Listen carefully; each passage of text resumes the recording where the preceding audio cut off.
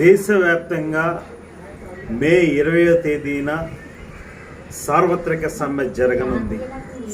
ఈ సార్వత్రిక సమ్మెను జయప్రదం చేయాలని ఏఐటియుసి అనుబంధ ప్రజా సంఘాలతో పాటుగా ఇతర కార్మిక సంఘాలకి పిలుపునిస్తూ ఉన్నాం.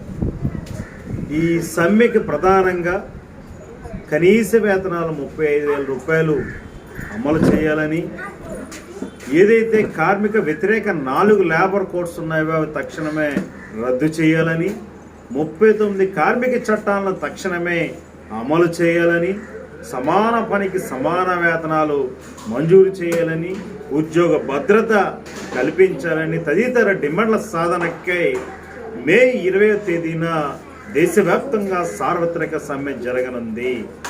ఈ సమ్మెకు కార్మికులు, ఉద్యోగులు, ఉపాధ్యాయులు, కర్షకులు, రైతులు, రైతు సంఘాలన్నీ జిల్లా కలెక్టరేట్ కార్యాలయం వద్ద జరిగే మహా నిరసనకు తరలి రావాలని ఏఐటిసిగా పిలుపునిస్తూ ఉన్నాం.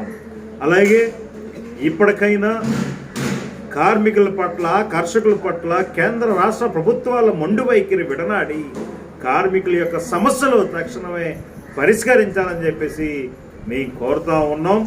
మా సమస్యలు పరిష్కరించకపోయినా ఉవ్వెత్తున ఉద్యమాలు చేపడతామని ఈ సందర్భంగా తెలియజేస్తాం.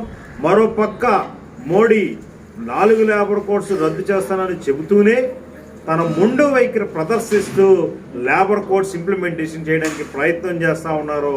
కార్మిక చట్టాలని రద్దు చేయడానికి ప్రయత్నం చేస్తూ ఉన్నారు. మోడీ ఖబర్దార్.